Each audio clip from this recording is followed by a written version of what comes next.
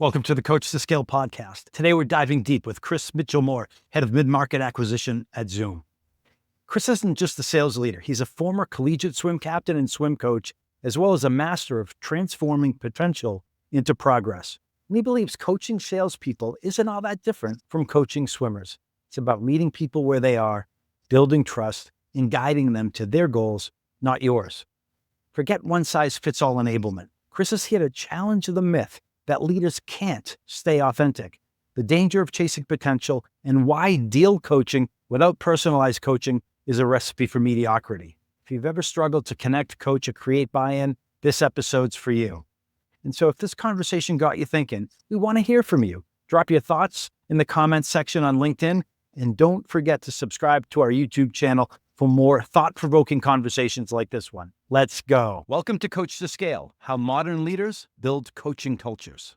I'm your host, Matt Bonelli. Join me as we build a community of like-minded professionals who share the belief that effective coaching improves the performance of every team member. Our mission is to help leaders become better coaches.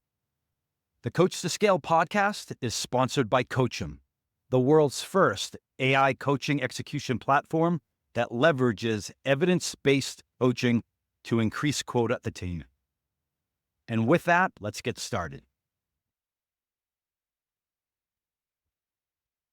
Today's guest has coached Olympian hopefuls as well as Olympians on the sales floor. He spent most of the last decade working his way up the sales ranks at Zoom. Currently, he's the head of mid-market acquisition there at Zoom.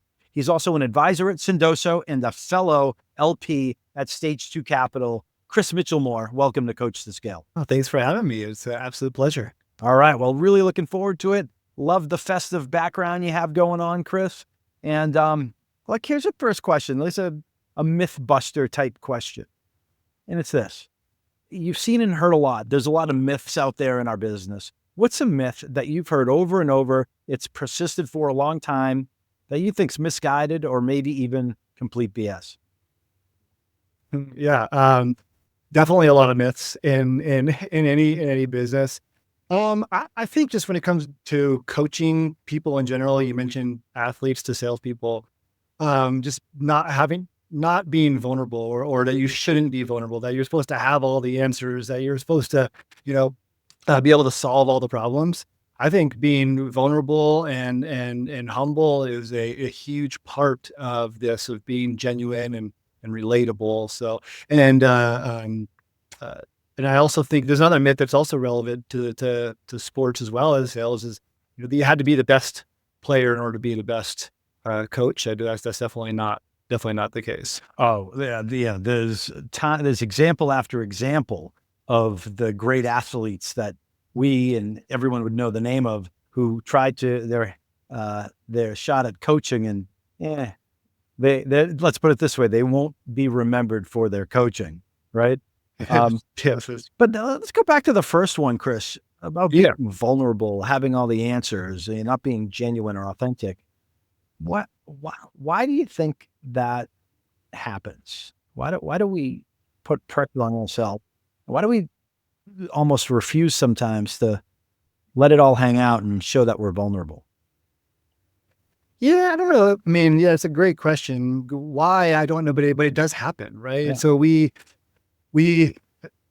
get this, I don't know, maybe you had this other preconceived notion before you went into coaching, or you saw what really good looks like, and you just try to force yourself to have to be like that. And whether that means you maybe take on an authoritarian type of mindset, or my way or the highway type mindset, or whatever it is, maybe that worked for you even. And then that's great. Everybody has a style that they relate to.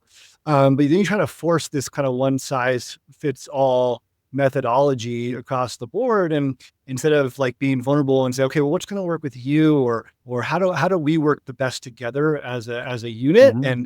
and trying to do both the one-to-one plus the one-to-many relationship. I think just admitting that, hey, we're trying to figure this out together. I don't have all the answers, and so you meet people where you are more often when that happens. But I think it just comes from this, just maybe what worked for you, you think, well, should work for everybody.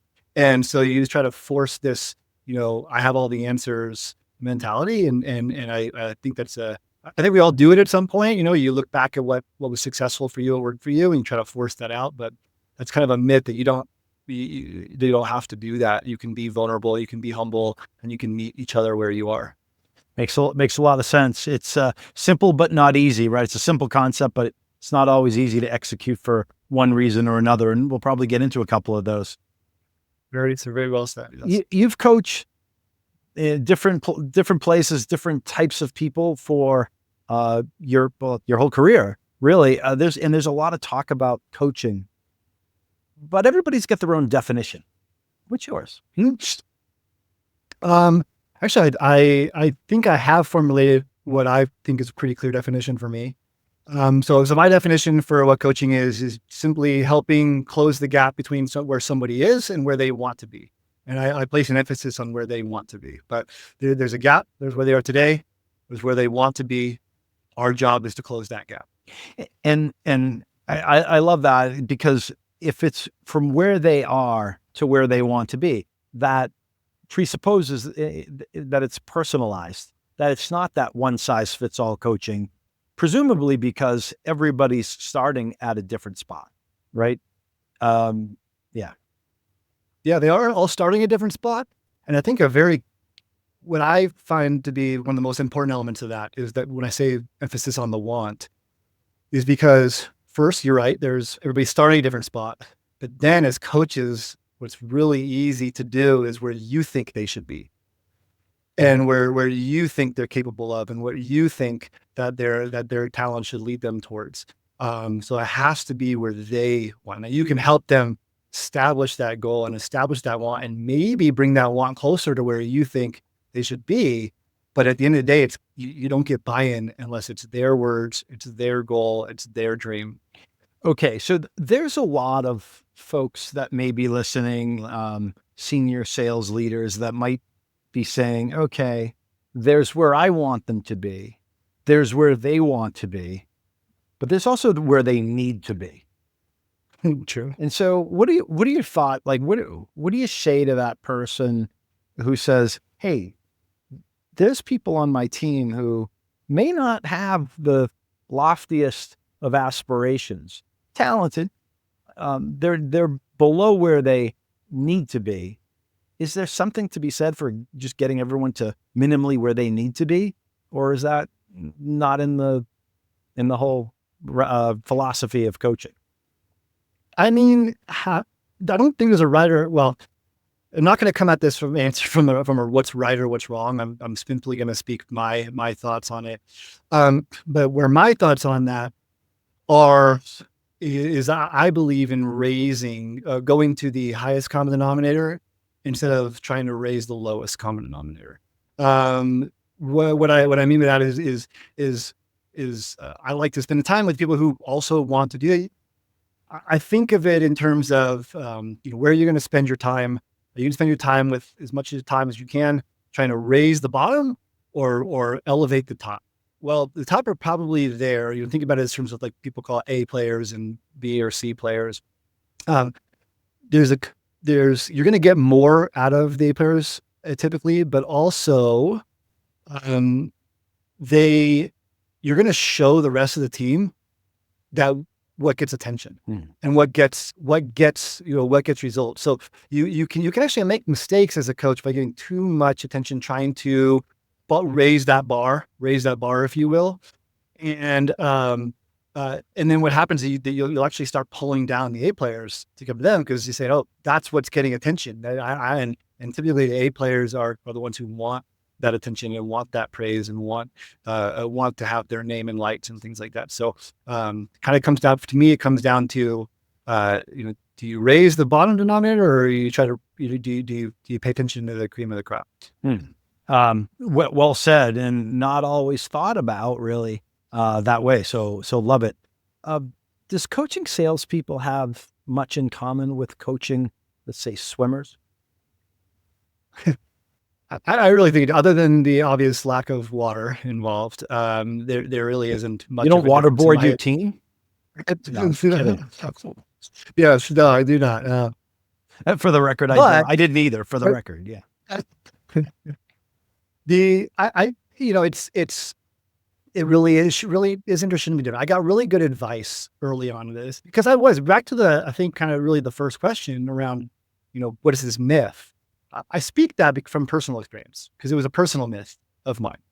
And so back to the whole coaching, whether it's, no matter what you're coaching in, or teaching, whatever it is, I think if you're doing it for the right reasons and you are being vulnerable, you are being humble, it doesn't matter what the avenue is. It really shouldn't. I mean, the best advice I got given is like, if you have to change who you are in order to be successful in that, don't do that. Either it won't work or you won't be happy. Just so as long as I've been able to keep doing the things, I treat people the same way that I treated them as athletes and in past roles and teaching roles. And if it keeps working, I'll keep doing it. I shared with you when we first talked this story about how I'm trying to learn how to swim more effectively and efficiently here at 54 years old and trying to, just do triathlons without drowning, basically. And so I have a coach, and I'm, I think, 4 lessons into it now.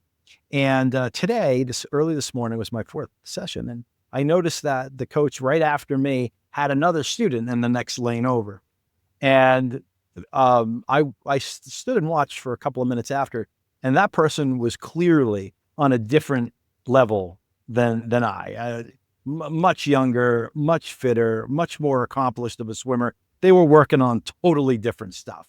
I mean, they were going from like good to great type stuff, where I'm going from not drowning to from a coaching standpoint, what are the pros and cons of dealing with both of those types of scenarios? Hell, it's going to be a lot of pros. I mean, in my eyes, it's all pros. You work with somebody who wants to get better, who wants to improve. So I don't know if there's too many cons, as long as both people are there because they want to be. And I think also as a coach, I think working on all the different skill level abilities makes you a better coach. Instead, because you understand, it keeps you in perspective. Keeps things in perspective for you, I should say. You understand the path of the many, and everybody's at a different spot, and so you get really good practice at, again, you mentioned it a question or two ago. Everybody's starting in a different spot. I think that makes you a really good coach, having to work on that. When I mention, giving the attention, trying to raise people to the cream of the crop, I don't necessarily mean by ability. I mean, you're showing what gets attention based off of, it could be off of effort and will, it could be off of passion, off of so there's a lot of ways to define that. It's all about what you want, what you think should be getting attention. But yeah, I don't know if there's too many cons as far as the breadth. I think I view it as, anytime you get to work with somebody who wants to get better, there's nothing but pros. I don't care what level that they're at. That's a great mindset. And it segues into a question. You've heard the terms peanut butter coaching versus like personalized coaching. And maybe this is where it fits in. Are there certain types of coaching, like techniques, that can be peanut buttered, meaning like one size fits all for the team? And like, what do those terms mean to you? Sure. No, that's a good question. You're right. There's probably a place for peanut butter spread. I think probably where that's more applicable is maybe across, greater team goals. If you're a team, like what does a championship look like? Mm-hmm. How do we get there? Are we all aligned to the same thing? So if you're peanut butter spreading things, you're probably best off spreading those across aligned goals and group goals. So if there's some major topics and major things that need to get to that overall goal that everybody has to have and everybody has to possess, but where I think the mistake is made is where you lose people for buy-in. The reason why that could work is because you have buy-in from that entire group. You gotta, in my opinion, you have to kind of tailor the coaching down to even the personalized, the one-to-one, where that buy-in stops. So a one-to-one personalized coaching, for example, is going to be, because that specific person needs a very specific thing. We got to go work on that, right? Well, you've identified that with that person on a one-to-one basis, and you've gotten it to be their words, that's what they need to go get better at. That's what they want to go get better at. So now you've got personalized coaching. Now, if you find a commonality that maybe is a broader topic like prospecting, discovery, execution, negotiation, and you find that, hey, there's a group of, out of these 100 people, here's 10 people that really want and need to get, want and need, they meet, want and need to get better at that. Then you can personalize it to a group. So I kind of, you want to categorize that you can't do personalized coaching to a group setting if, again, that group all has buy-in and says, yep, that's what we need to get into. Where the other side of the coin is it doesn't work is at an organizational level. You say, everybody's going to work on prospecting because everybody needs to work on prospecting. Well, you're going to lose by default out the gate a certain percentage of people that either one, think that they're really good at prospecting and don't want to work on it because they think they are, and they haven't bought in that they need to, or that they don't actually need to because they're really, really good at it. And they don't need to go work on that. And so you when you do, that's more of the traditional peanut butter spreaded coaching, way about it. That's where you lose people, is because you didn't get buy-in, and out the gate, you've lost a percentage of people because they either don't think they need to or actually don't need to. And one of the ways I have seen and heard that manifest itself is a sales leader will run into a situation where somebody screwed something up, whatever it is. And then they'll get emotional and they'll send an email out to the entire team and say, in Monday's team meeting, we're going to focus on X because we have to get better at that. And in the leader's mind, he or she's thinking about that scenario where this one person made a mistake. And then they're basically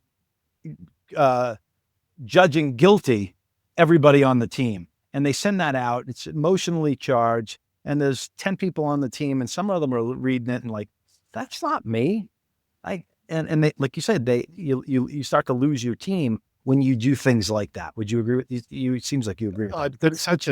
That's such a good point. I hadn't thought about that angle, honestly. And I think that's very well said. I've done that. You overcorrect. You think, oh, like, or you might think that something that's really 10% issue, you think is 100% issue across everybody. And I'm definitely guilty of that myself. And like I said, you overcorrect, and you knee-jerk reaction. I do think that's a very real scenario, and it's a great point. Well, I also think that shows the willingness you have to be vulnerable and genuine. You made that mistake. Look, anyone who's been doing this for a while has made that mistake. So totally. Absolutely. It's about admitting it and being forgiven for your sins. Yeah, you are forgiven. Deal coaching versus skills coaching. How do you approach each? Similarities, differences? Similarities and differences. Yes. I think, again, how I would think of it, I think of deal coaching happening more in real time, and situational, and it is, and where skills coaching is more scheduled, methodical, and intentional. In other words, put it simply, deal coaching is probably reactive coaching and skills coaching is proactive coaching. I think is how I think of those two things, right? Because every scenario for deals are different. You're reacting to the scenario that is existing within that specific deal. We're coaching, we're strategizing. Both are great. Both are fun. I love every aspect of both of them. And, but I just think one is reactive and one is more proactive. Your scenario based, hypothetically, you're on a call with a salesperson and he or she's missing something, like they just missed part of the process, and it's clear as day to you, but they're missing it, and you've been brought in on the call as part of it. Do you go in there and correct that, or do you let it go and do you teach and do you coach after? More often, I probably do let it go and then teach after. When I say real time, I don't necessarily mean like right in the moment. I think it's important to learn from your mistakes and things. If I do chime in, I'm probably doing it through questions, leading through questions. Even live on a call, it's like, you can even question back to rep. It's like, oh, have we done this, or have we thought about this? You just kind of, I think you do it through questions, and you get to more self-realization than telling, Yeah. and or just coming over and taking over the conversation. So if I do it in real time, it's questions usually. Um, um, I try to do it on the side, or try to send messages or notes. Yeah. Um, Try to catch their attention, but I always try to be very cognizant of the other side's body language, how they're perceiving the conversation, and I want to make sure that my rep and my team member is always thought of as the one that's in charge, not me. Oh, I'm just a guest. that's a great point, and I've seen it done both ways. Can you elaborate on why that's important? I think it's building trust with the customer, that they have the right person to go to, that they don't feel like they're with the wrong person that doesn't have the answers, can't find the answers. It's about building credibility and trust with the customer or the partner. I also think why it's true. That's the real answer, very real answer for in the moment in the conversation. I think the other real answer from a coach's perspective is you want to save your leverage. You want to show that you can be leveraged later on. And if you just come in and solve things and do things in real time, then they're just going to go right to you. And then you've lost your leverage later on in the conversation too. Yeah, you lost your control of your schedule and your life as well, because multiply that by 10, and you're walking out with all the action items. Sure. Chris, how do you handle a situation where a team member may not be buying in as much as you'd like? You mentioned the importance of buy-in before. What happens if, from a coaching perspective, they're not buying in? You may think they have a lot more potential, but it's just not clicking. Yeah. So you used a bad word as far as I'm concerned. I really think potential is probably one of the worst words in the coaching world. Because you can think somebody has the potential to be somewhere all day long. And it doesn't matter, again, back to if they don't want to accomplish the same thing. Where I look at it like this, as a coach, you have this piggy bank of emotional capital that you can give out throughout with across your team. And so you got to be cognizant of where you're spending that capital. And so if you're spending it on people that you think could have a lot of potential, but then don't ever get there or don't want to be, that capital is spent, and you're not getting the return on that expenditure, right? So I think about that a lot. Where are you spending your time and your energy as a coach? And it's finite. It's a finite resource for you as an individual. And where I've seen the biggest faults or push people out of coaching the most is by caring more about somebody's success than they do. And so that's where potential comes in. When you get so focused on, no, they have so much potential, I've got to figure this out. It's great. That's admirable. And hopefully we do. But it's more about getting them to want to do that as well. And so I just want to I think it's a big downfall of kind of pushing people out of the business, and they get burnt by that so much, and they catch themselves caring about that person's potential more than that person does. So Chris, can you expand on that? So what you're saying is the dangerous situation is when a sales leader cares more about that person's success than he or she may. Is that, can you expand on a little bit more on why that's not a great situation? Yeah, when I feel, yes, I can, because you probably get into this for all the right reasons, and you care so much, but that's when you go into debt in that emotional capital scenario I mentioned, right? You drain yourself, you drive yourself down, and then you get really frustrated, and you question yourself. You think, man, what am I doing wrong? Why couldn't I help this person figure this out? Why couldn't we do this? And really, a lot of times it just comes down to the fact that they actually didn't want it as much as you wanted it for them. I think, again, it comes from the right place. You see greatness in somebody, and you say, I've got to get that greatness out of that person, and it's going to be amazing. That's fantastic. But if it doesn't work, if they don't meet you there, and it's not their words, and you find yourself catching yourself, it continues to be your words about what they should be accomplishing and how great they are, then that's when you're going to run yourself into the ground as a coach. Mm. So I just think it's a pitfall that can be a little bit dangerous, but it comes from the right place. And it's hard. I'm not coming with a solution of how to not do that every time. But I think over time you get burnt enough and you go, okay, you're really going to focus on either helping this person want that for themselves, or I'm going to go focus on the person who really truly does. There's plenty of quotes around this, like, hard work does more than talent all day long, right? Like that's kind of the summarizing there. No, totally get it. Yeah. Hard works beat the other one is hard work beats talent when talent doesn't work hard. Yeah. Something like that. That's what I was trying to think of, but I couldn't think of it on the spot. But listen, it takes a village, right? Teamwork makes the dream work. So Chris, you talked about getting burned. Can you share a scenario, an example of a place where maybe you got burned, a lesson learned that stunk at the time, was not fun, but it helped you later on in your career? Yeah, actually, I do have an example of that. And where it comes from, where I learned it from was actually because it was great feedback I got from the team. And I think that's another part of it that maybe we haven't touched on, but I got really great feedback, very direct feedback.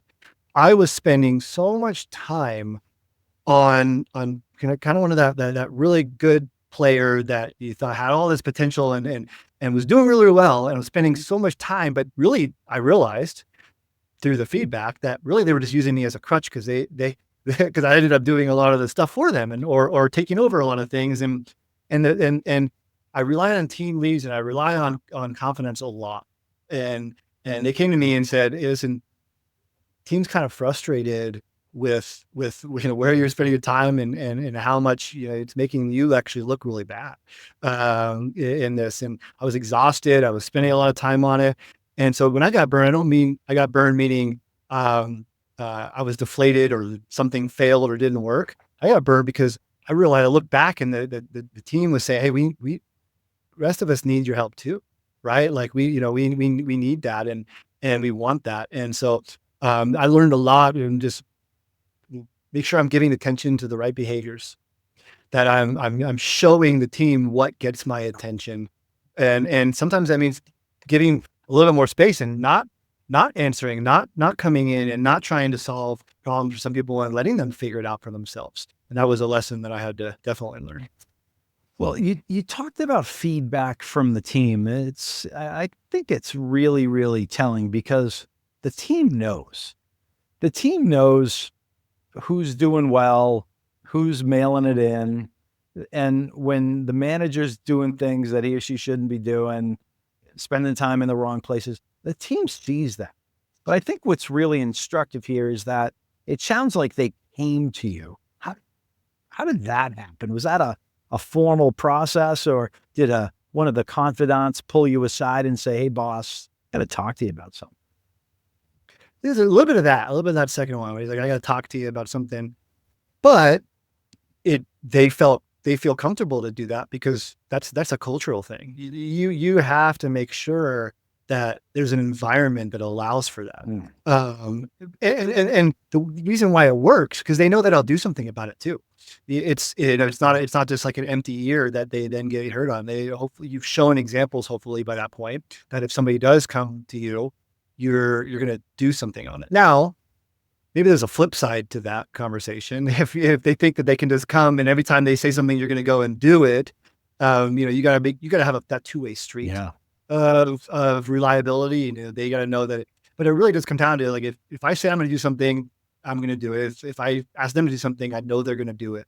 And it goes both ways. But yeah, I think it just starts from that trust environment. So that takes a little while to create too. It's not on day one. I don't think they got to feel comfortable doing it.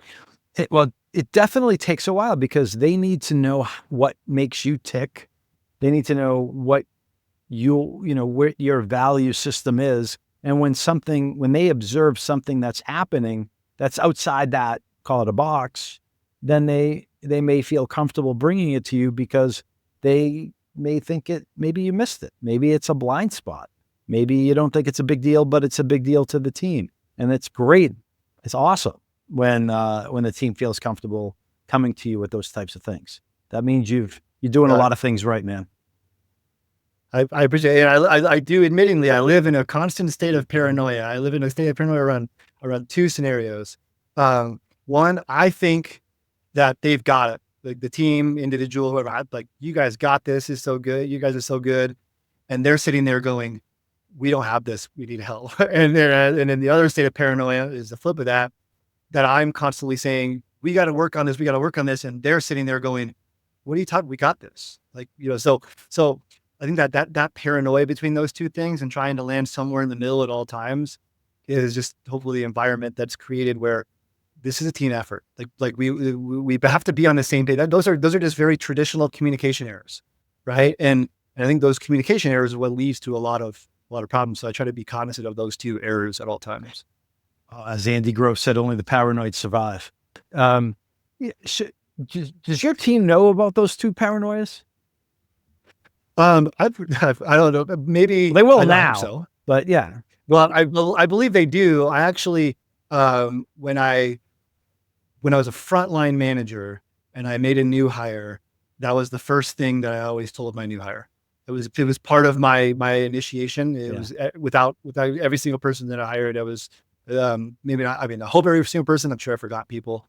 I forgot to say it sometimes, but building trust on day one and letting somebody know on day one, I can either give you my trust and it's yours to lose, or I can say you have to earn my trust. No, I'm going to give you my trust. It's you have my trust on day one, and I want to try to make sure that one of those two errors doesn't ever happen. And I would that was what I would tell people on day one every time I would hire them. And it's been a while since I've actually said those words, but I hope my actions do say the same message. Yeah, no, I think that's also an example of vulnerability, saying, hey, these are the things that keep me up at night, and they're polar opposite of each other. And we got to work together to make sure that I'm not in your grill too much, but I'm also there when you need me. All right. Like those are, I'm paraphrasing totally what you said there. So, Chris, Coach2Scale, that's the name of this podcast, and the podcast and our, sister company, Coach2, we care about coaching and developing people. That's the mission and the vision that drives us. And I'm trying to build a community here of people who care about coaching and developing and who want to get better, to your point, right? How do we help you get where you want to be? And so guests like yourself are here because you value that. And usually people who value coaching and developing had that behavior modeled for them somewhere along the way. Can you, Chris, talk about somebody who's coaching has had an impact on your career? I can, and it's all personal. I mean, really, I had a couple of coaches, my high school coach, Brian Abetta, and my college coach, Rich Furman. Obviously big, huge importance that both were at my wedding, and this is like very, very important people in my life. And so that had an impact. I think other forms of coaches were some teachers. Mm-hmm. I had some great teachers. Probably some of the biggest impacts of teachers that I had in high school, just because that's another time for another story. It's a story for another time, I should say, because those are, turning from a kid to trying to figure out how to be an adult. But, so I had some great coaches there. I had a kind of maybe a different answer I thought of to that question. Please. I actually have learned a lot from bad coaches. I think that's so. As a coach, I believe that you should be, at the end of your career, you're going to be a culmination of all the things that you saw or experienced that you liked, but also an equal culmination of all the things that you didn't like and you thought went wrong. If you're always looking for, I love that. How am I going to go put that into play? How am I going to go make that work with my team? Then you're missing the other half of the equation of like, what doesn't work? What am I going to make sure that I never do? Yeah. Like, I never want to do that. So I have a very specific story around one of the biggest impacts I had. It was not a coach that had a positive impact. Mm.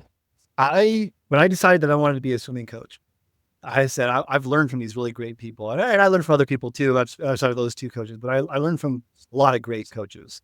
But when I decided I'm going to do this full time, I want to go coach full time, I went and seeked out some coaches that had not so great reputations but they still had really, really good success. They had Olympic swimmers and high level athletes. So something's, they have a bad, maybe they have a name for themselves, infamous versus famous, but something's working or not working. What is that? It's actually went and went to go learn from them. And so I swam, I spent some time swimming on those programs, not because I was trying to become a better coach or swimmer, because I wanted to learn from different coaching styles, and what's working, what's not working.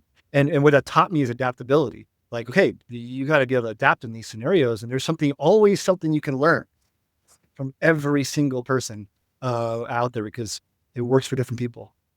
So, always something you can learn. That's a growth mindset, right? This, you can take something from even the worst situations.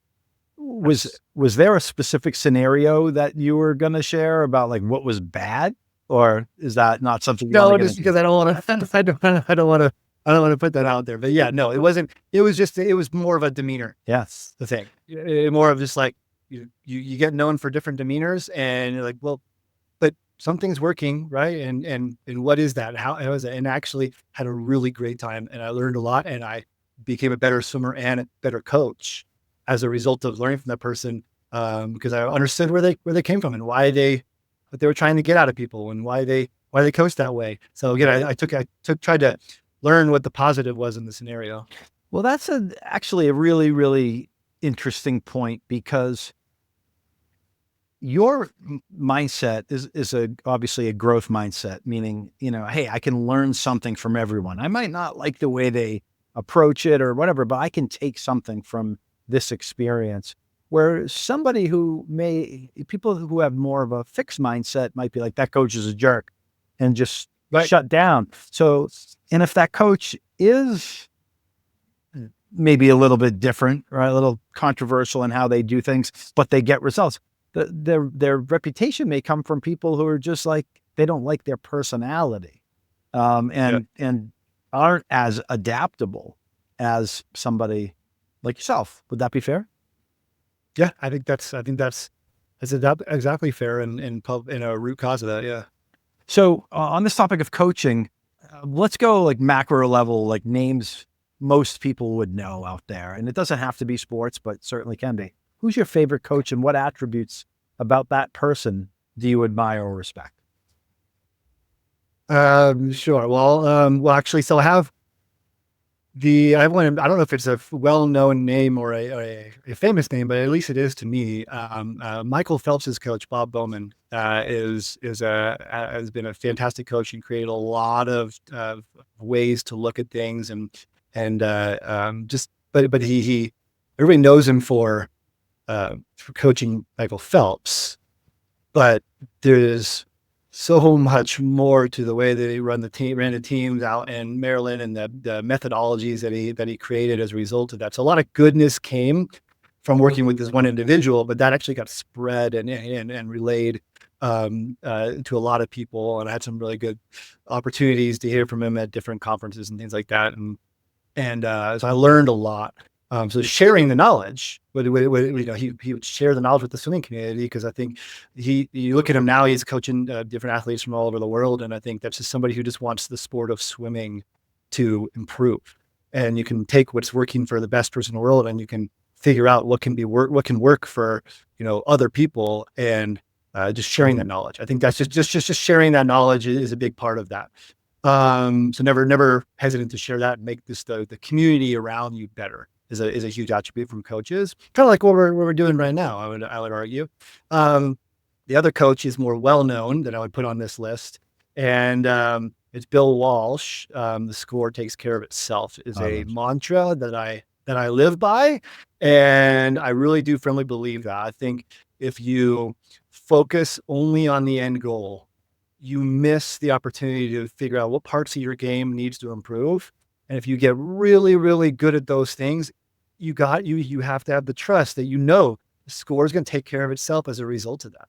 And I firmly believe that. That's one of the most powerful quotes that I've come across in my career, is that, if you just focus on playing the next play, don't ever look at the scoreboard. Just focus on what you're doing, and the score will take care of itself. That old concept ties so nicely to what we do and the type of business that we've been in for so long. Going back to Bob Bowman, was that his name? Bob Bowman, right? And Michael Phelps. It got me thinking about these great coaches. Why do they become great?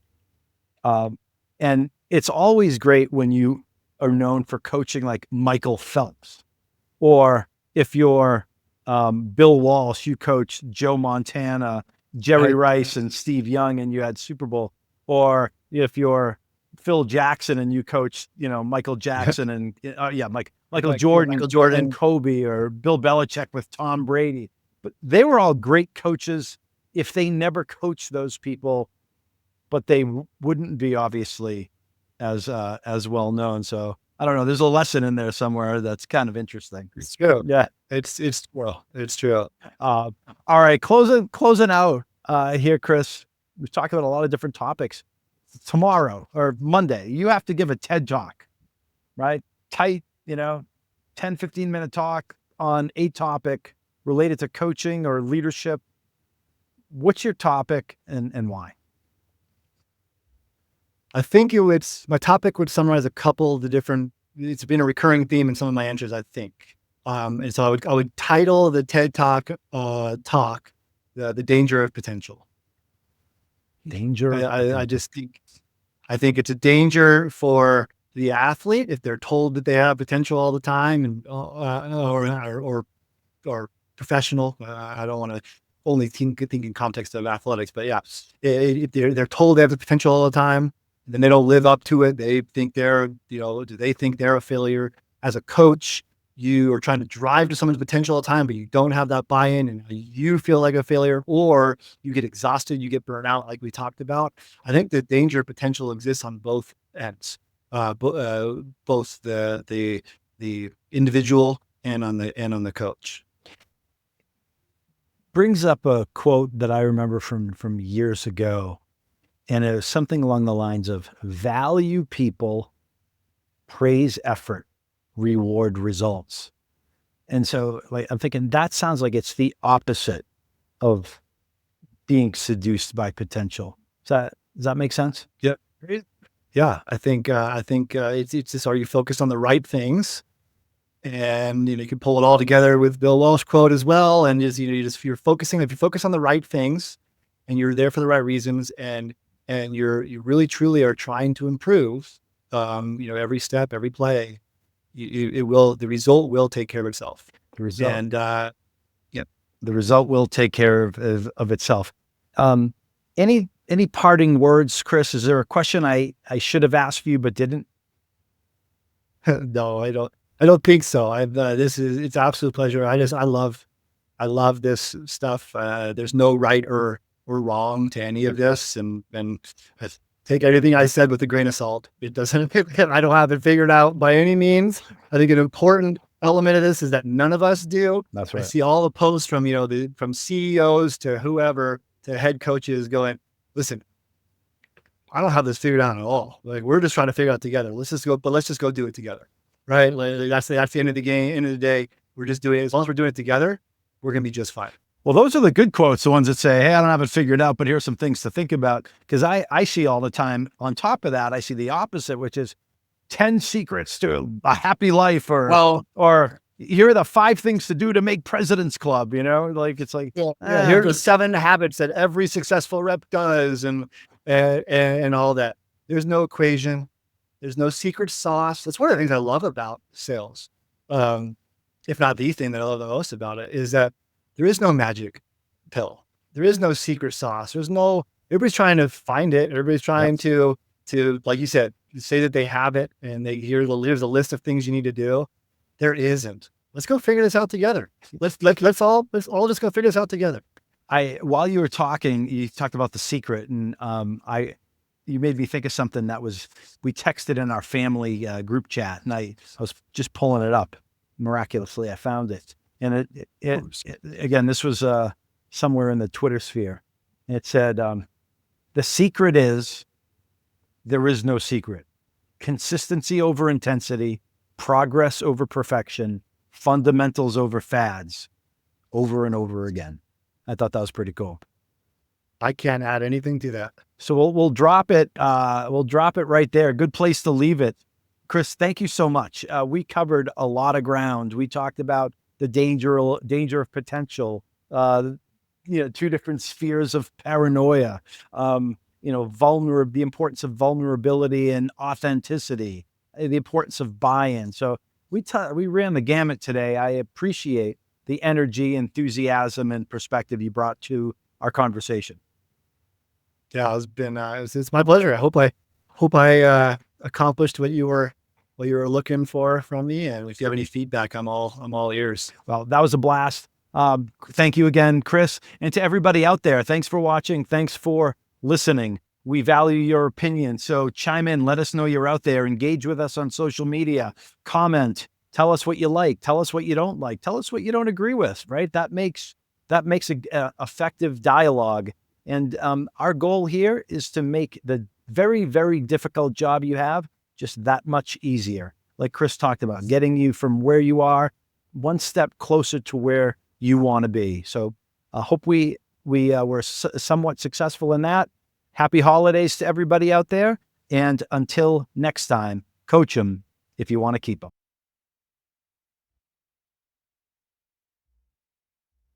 We hope you've enjoyed this episode of Coach2Scale, How Modern Leaders Build Coaching Cultures. For show notes and other episodes, visit us at coachem.io. That's COACHEM.io. And follow us on Twitter at CoachemNow. See you all next week. Thanks for joining. And remember, coach them if you want to keep them.